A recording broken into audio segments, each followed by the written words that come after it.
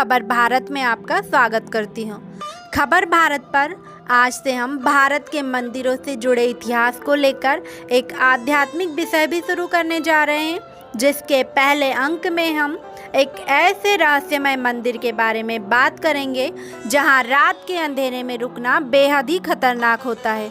इस मंदिर का इतिहास काफ़ी पुराना है, तो आइए चर्चा करते हैं इसी के बारे में। भारत देश में रहस्यमय और प्राचीन मंदिरों की कोई कमी नहीं है। ऐसा मानते हैं कि भारत भूमि के हर कण कण में शंकर का निवास होता है।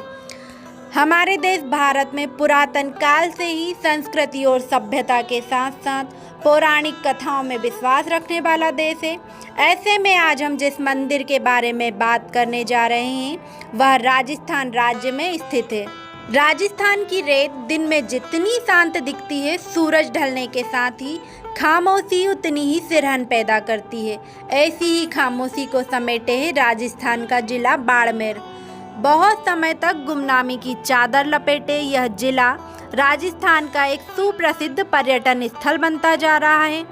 जैसलमेर में ऐसे कई मंदिर हैं जिसकी वजह से यहाँ पर्यटकों का आना जाना लगा रहता है, जिस वजह से यह जिला काफ़ी फेमस हो चुका है। बाड़मेर में ही एक जगह है किराड़ू, जहाँ एक मंदिर स्थित है जिसके बारे में कई सारी कहानियाँ और किस्से प्रचलित हैं, जिसके बारे में हम आगे जानेंगे। पहले जान लेते हैं कि किराड़ू मंदिर स्थापत्य कला के बारे में। किराड़ू मंदिर अपने अद्भुत सौंदर्य और अपने लोक प्रचलित कथाओं के कारण देश विदेश के सैलानियों को न सिर्फ आश्चर्यचकित करता है, बल्कि उनके मन में प्राचीन भारतीय संस्कृति और सभ्यता के लिए कौतूहल भी जगाता है। एक रिपोर्ट की माने तो बाड़मेर जिले को मंदिरों का शहर या राजस्थान का खजुराहो भी कहा जाता है। किराड़ू मुख्यतः 5 मंदिरों की एक भव्य श्रृंखला है, जिसमें से एक भगवान विष्णु का मंदिर है, बाकी भगवान शिव के मंदिर है। आइए बात करते हैं किराड़ू मंदिर की, जिसके बारे में कई कहानियां प्रचलित है। जिन्होंने बाड़मेर जिले को घूमा है और इन मंदिरों को देखा है, उन्हें पता होगा कि मंदिरों को देखना कितना शानदार अनुभव होता है, जो अपने ऐश्वर्य और वैभवशाली की कहानियों को अपने में समेटे हुए है। इससे पहले किराड़कोट के नाम से प्रसिद्ध यह जगह किराड़ वंश के राजपूतों द्वारा बसाई गई थी। 6वीं से 8वीं शताब्दी के बीच अपने वैभव को समेटे हुए विदेशी लुटेरों के लिए एक चुनौती के रूप में प्रसिद्ध थी। किराड़ू पर शासन करने वाले राजपूत चालुक्यों के सामंत थे। चालुक्य राजाओं का शासन उस समय सौराष्ट्र गुजरात क्षेत्र में था। यही वजह है कि किराड़ू मंदिर में गुजराती संस्कृति की झलक साफ दिखाई देती है। 11वीं से 12वीं शताब्दी में किराड़ू की चमक फिर से चकाचौंध पैदा करती है, जब परमार वंश के राजा सोमेश्वर अपने नेक इरादों की वजह से प्रसिद्ध हुए थे। किराड़ू के गुणों को इतिहास में समेटे इतिहासकारों का मानना है कि 13वीं और 14वीं शताब्दी में लुटेरों ने इस क्षेत्र को बहुत ही बर्बर तरीके से लूटा था। वहीं क्षेत्रीय लोगों की बात करें तो कहानी कुछ और ही समझ आती है। यह कहानी एक श्राप से जुड़ी हुई है, जिसने पूरे क्षेत्र को ही वीरान बना दिया। यह कहानी 12वीं शताब्दी के आसपास की है। एक समय ऋषि अपने शिष्यों के साथ किराड़ू मंदिर आए।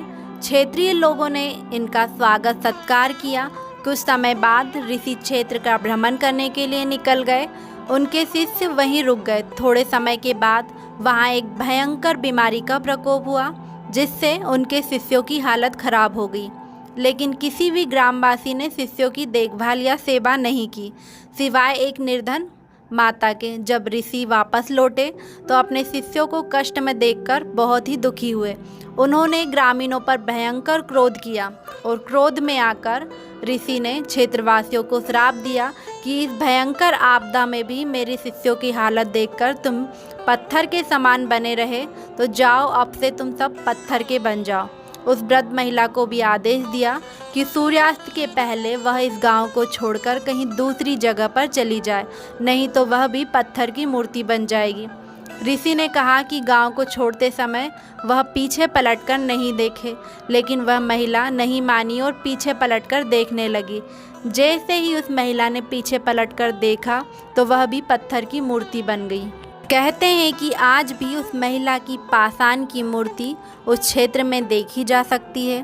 तब से यहाँ रात में ना ही कोई मंदिर में रुकता है और ना ही सूर्यास्त के बाद पीछे पलटकर देखने की हिम्मत जुटा पाता है।